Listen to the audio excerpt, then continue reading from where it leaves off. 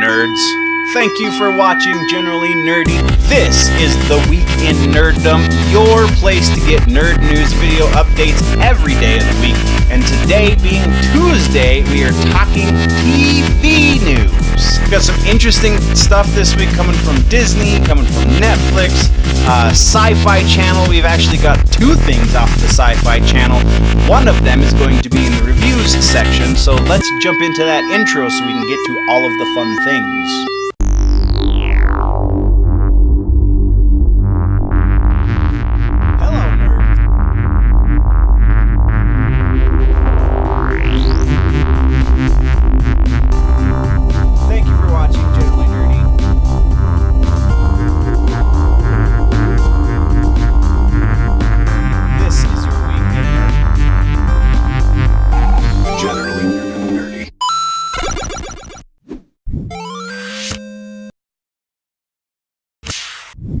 First news segment, guys, we're talking about a Sci-Fi Channel original, and it's been canceled. The Channel Zero series has made it through 4 seasons and will not be picked up for a 5th.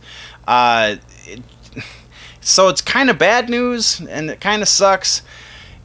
I feel like Channel Zero was just quirky enough that it potentially could have stuck around, though I would imagine the last 2 seasons, well, specifically 2 seasons ago, was enough to throw a few people off, so this season might not have got the ratings, and so that's probably why it got cut. There have been some recent outpourings from production staff and such for the show, and some of the actors who've been involved even saying that they were grateful for their time, they enjoyed doing the thing, but now it's done, so they're moving on. So they're taking it pretty well, so I don't think we should spend too much time on it. Next up, we're talking the Disney Plus app, and there's been some rumors. If you're coming to Generally Nerdy from Comic Talk News Headlines, then you know some of these, but we're going to go a little bit deeper into it this time. There's been a lot of rumors, and it's a lot to do with the MCU TV shows that are going to be streaming on the Disney Plus app. We've talked about these before, so we know a couple of these already. We're going to go through those first, and then as we go along, the shows are becoming more and more less likely. First, we're talking about Loki. We know this one's happening. Hiddleston has signed the contract. It's going to be a thing. Still not sure if it's going to be a mini-series. Actually, there's been news recently that Hiddleston might not even be on screen. We'll just hear his voice. He'll be the narrator, and all of the episodes are going to take place before the MCU started, so it'll be a younger Loki. That could be actually pretty interesting, and that also doesn't give away whether or not he comes back in Endgame, so that's I feel like there's some likelihood to that. But next on the list of rumors is the Scarlet Witch and Vision series that we talked about, and it's going to be like a psychological drama, which is I kind of expected it to be a procedural, so that's a kind of refreshing, but it's, again, super rumor. Nothing has been confirmed aside from Loki is happening, and again, the details that we just talked about there still haven't been confirmed. And here, there's a lot of stuff that's in motion for this to happen, so this is also very, very potential. Next on the list, though, is slightly less potential, though it's pretty close to the same amount of potential that the Vision and Scarlet Witch, is Winter Soldier and Falcon series, the Bucky and the Falcon. This one, again, I feel like there's a lot more just paperwork that's getting in the way rather than do they want to make it, because this rumor's been around and quasi-substantiated so many times that I feel like this is more of them just, alright, we have to put all of the pieces in place before we can announcement. So that's where that is. But now let's move into some slightly shakier territory, and these I'm going to have to read just because there's quite a few of them. So first off, we're talking about a Lady Sif series, a Hawkeye series, which actually the Hawkeye series has been brought up previously as well, but that got brought up when we first talked about the Scarlet Witch series, before we knew they were going to mix the Scarlet Witch and the Vision. So we haven't heard about it since, So maybe it's still in the works, but maybe they just can't get Jeremy Renner to do it, and that potentially could be a deal breaker. So who knows? But we're also talking Rocket and Groot as a potential, Agent 13, Nebula and Okoye, the Ravagers, and Ant-Man Prequel focusing on Hank Pym. All of those have been rumored. There's, again, super rumored.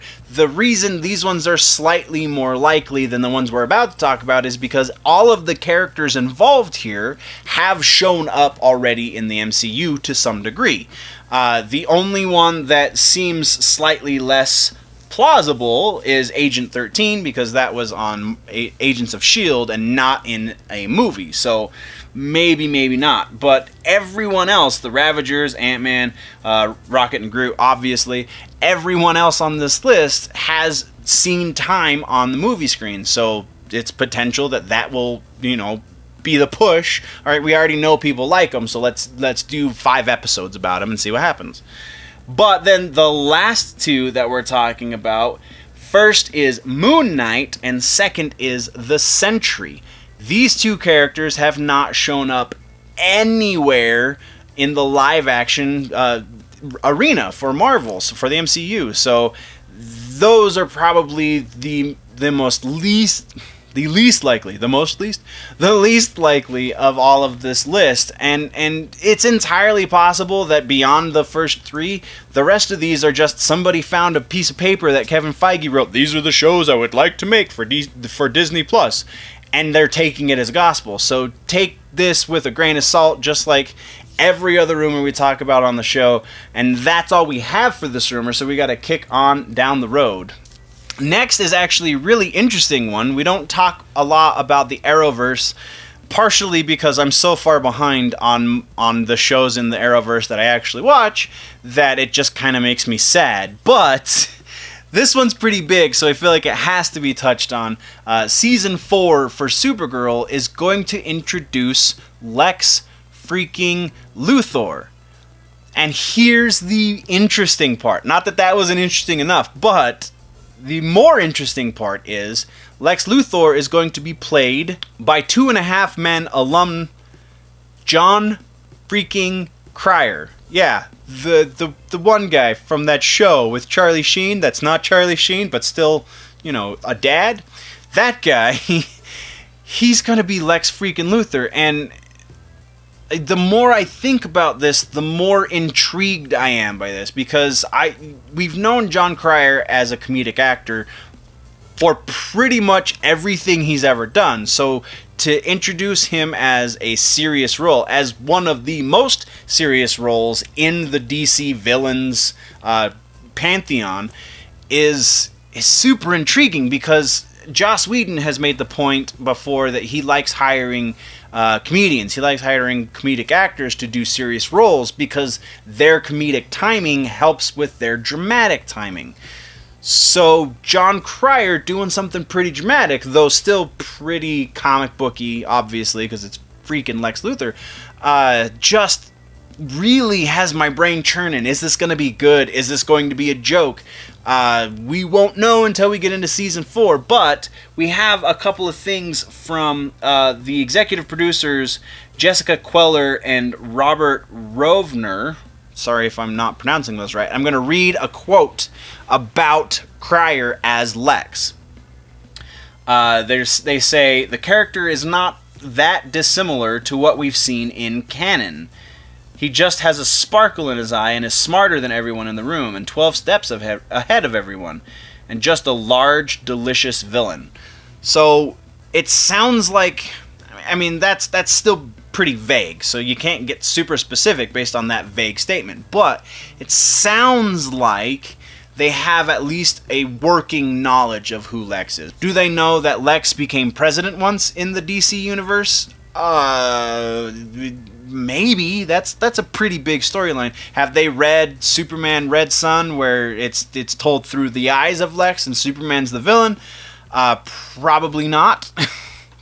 Though also a pretty big one. So it's possible, but do they understand the character like most DC nerds do? I would doubt that. Though Berlanti arguably didn't know a whole lot. He's not a huge comic book nerd, but he's done exceedingly well with the rest of these series, so there's no reason to think this is going to be a total train wreck. So yeah, again, just super interested in seeing how Cryer will be Lex Luthor. Last, in our TV news updates this week, guys, we're talking about Unsolved Mysteries. That's right. Netflix, in their all-knowing, all-powerful, we want to reboot everything from your childhood ways, is in talks to get this up off the ground, which is also very interesting. Would this be a weekly episode kind of thing? Because they do that with some of their stuff. The Chelsea Handler show, I feel like, was the first example of it, but the Letterman show does that. I feel like Comedians in Cars airs on a different channel before it goes on to Netflix. So, but they do that. No word yet on who's going to host it, but the executive producers, we have Sean Levi, who is an executive producer on Stranger Things, and the original two producers of John Cosgrove and Terry Dunn Muir will be executive producers on the show as well, and also joined by Josh Berry. I didn't really look into who the heck Josh Berry is, but we have at least a production crew. No word on who they're going to approach again to host it, but just the fact that they're trying to get it to come back is really interesting. Kind of one of the shows from my childhood that I loved watching, even though at times it really scared the crap out of me. But that's all we have this week for news, guys. Now it's time to hit up those reviews. Before we jump into the reviews this week, guys, let me remind you about the Patreon. Patreon.com/generallynerdy for more content, monthly discords, contributor and producer credits, and much more depending on the tier to which you subscribe. Again, Patreon.com/generallynerdy, because I'm too poor and don't have a staff to do a paywall myself. Patreon.com/generallynerdy. And now let's review some stuff.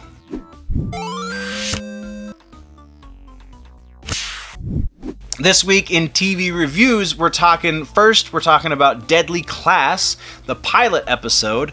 Now that they've started airing the episodes on Sci-Fi, let's break into the pilot episodes, which actually started streaming about a month ago on Sci-Fi's website. But again, they've just started actually airing the episodes on TV. And actually, if you have a subscription to their streaming service, is it a service? Their thing is so kind of convoluted. I don't exactly understand how it works, but you can start streaming the episodes now as well. This first episode, I was super entertained. I don't know anything about the comic book. That is not one that I've read at all. But it's kind of Harry Potter for villains. It's a kid going to school on how to be a bad guy, and it's really kind of compelling. It's you buy, even though the kid's acting is not the greatest. Actually, a lot of the kids in this show are super hit and miss. Benjamin Wadsworth is the lead in this, and he's one of the stronger kids, but the only real face that we get two faces. We get Benedict Wong, who you'll remember played Wong in Doctor Strange, and we also get Henry Rollins. Those are the two biggest faces that I saw in this. And so, like, some of the subpar performances that we get from the secondary characters, who are mostly kids, so, kids, they're kids to me, so they're probably 20-something, I can't say that it's from the director, that there's anything wrong with the way the director's doing his job, because if you can elicit a passable acting job out of Henry Rollins, then you're doing something right. So I feel like that's more an acting choice that is making some of these characters fall flat. Though there is some really stilted dialogue. There is some dialogue in here where it's like, this is a room full of old guys writing dialogue for quote-unquote teenagers, and it kind of shows through a little bit, but your suspension of disbelief usually is enough to kind of set that aside, and you can enjoy the rest of the show. Without much further ado, let's jump into the scores so we can get into the more specifics. So first, as always, is the general score, the technical side of things. I feel like there's some really interesting camera work. I feel like there's the grading, so a lot of times to add a more serious and grounded tone, as they use in the DCEU, there's this weird blue filter that they put over it that kind of mutes all of the colors, and it's really kind of more of a gray kind of feeling, but when you actually look at the hues, they're all more towards the blue end of things. This kind of goes the opposite direction, in that it seems that there's a bit of a green filter on it, which gives it kind of a really grimy look, which I feel like accentuates a lot of the stuff that's going on. And then again, they have these really interesting camera movements, so technically there's a lot that's really working for it, but again, it's hard to tell if some of the poor choices that these actors are making are due to direction they're getting, or if it's just the acting. Either way, it's not coming through well, so that brings it back in the general score. What we're looking at right here for general is 85 out of 100. And next, since this is a single episode out of a series, but it's not, there's no other episodes to compare it to, we're instead of how does this fit in the series, how does this set up the series? So for the setup score, this gets a 90 out of 100, because it really gets you interested in seeing where this story is going to go. It sets up just enough that you can't figure it out, 10 episodes ahead of time. Obviously it's modern television, so it's gonna be, you're gonna figure it out long before they think they're letting you know.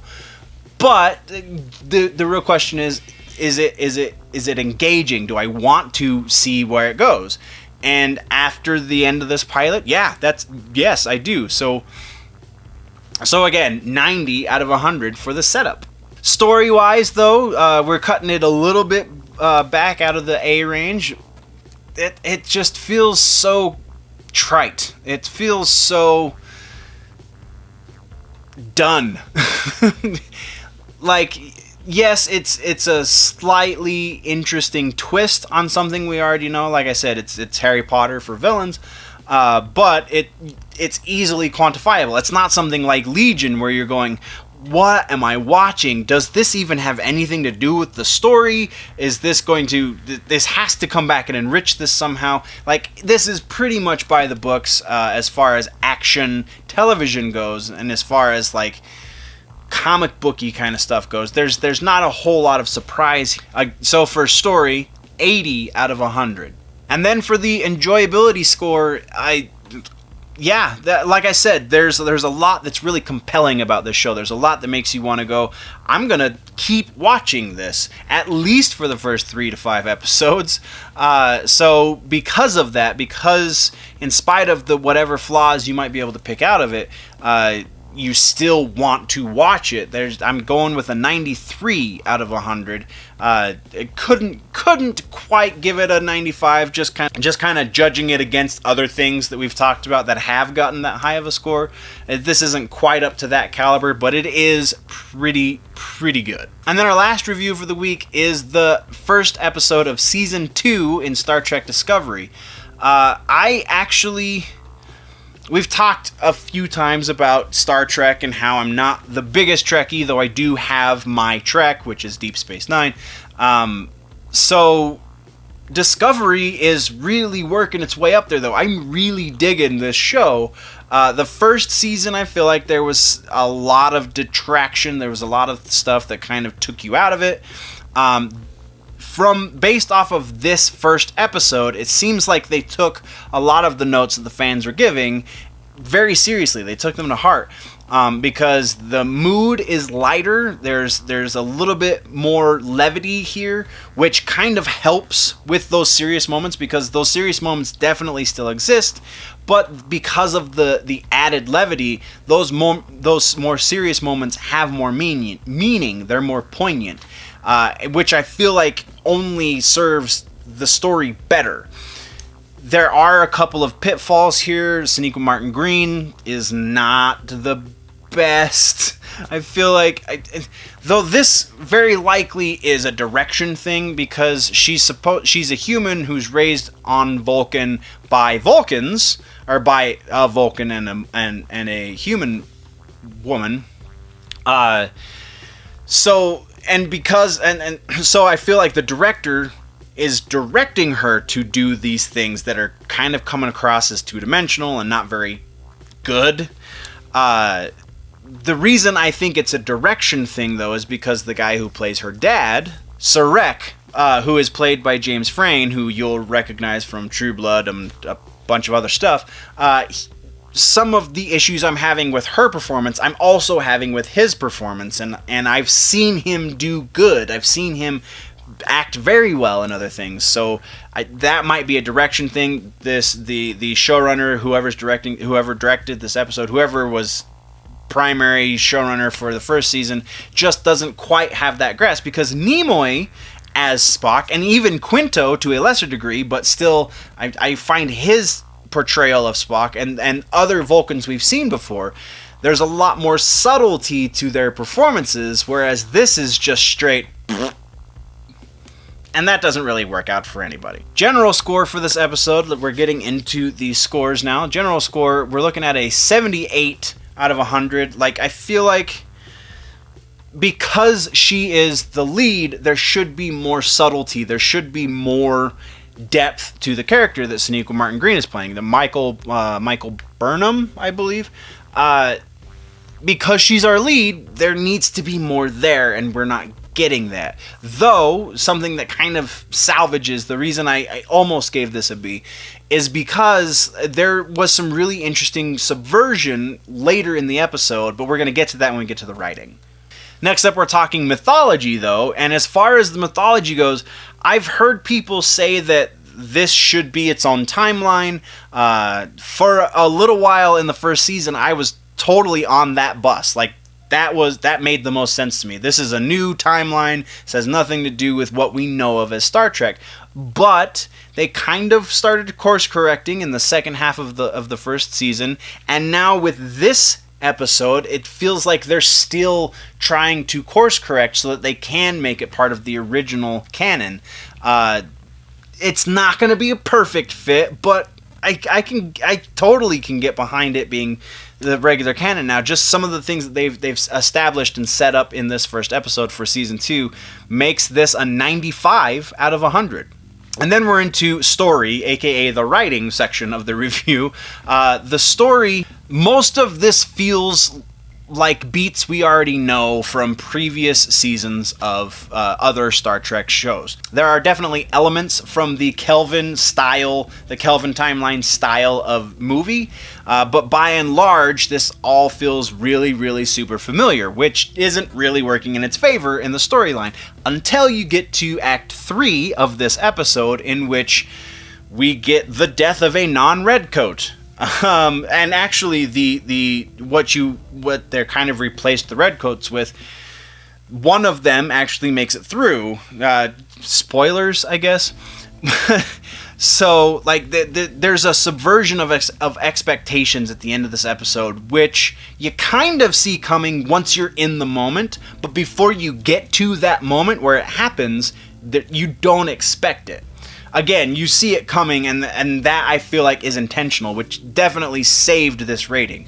So for that, we're looking at a 90 out of 100. And then the last score is the enjoyability score, and I enjoyed this better than most of the episodes from the first season. Because, like I said, you have that added levity, you have those other elements that are evening it out. It's not so freaking serious all the time. It's not J.J. Abrams' interpretation of Star Trek.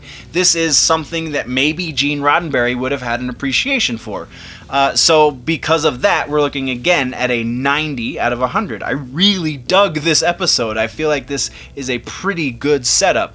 The guy who plays Captain Pike, I should have mentioned this a moment ago, but the guy who plays Captain Pike, Anson Mount, is absolutely brilliant. And I think a lot of his performance is what salvages the enjoyability rating as well. So bravo. It was good. And I'm down to stay on board with this show. But that, guys, is the end of TV this week. What did I miss? What should we talk about next week? What should we review next week? Definitely let's have that conversation down low in those comments. There is a website, though, generallynerdy.net. If you want to go deeper into this conversation we're already happening, you can do that over there. Again, generallynerdy.net. That's where you can find social media links. It's where you can find other writings up on generallynerdy.net. The freebie stuff, there's a lot more writings over on the Patreon, but we've already talked about the Patreon. There's a general store. You can get nerdy swag. Go to the general store tab on the website and you can go get your generallynerdy.net shirt. A bunch of other stuff that I've been putting up there over the last 2 months or so go check that out. All of that, again, is on generallynerdy.net. If this is your first time at Generally Nerdy, then definitely click the subscribe button or the follow button if you're watching on something that calls it follow instead of subscribe. If you like this episode, then click the like button. If you didn't like the episode, then you can totally click the dislike button, whichever. I'm not mad at you either way. If you're falling behind, though, on your nerd news and you want to catch up, then you can click or tap that box right there to the left of my face to do that. But before we do that and do all the things and the emails and the stuff, guys, always remember that if it's generally nerdy, it's probably here.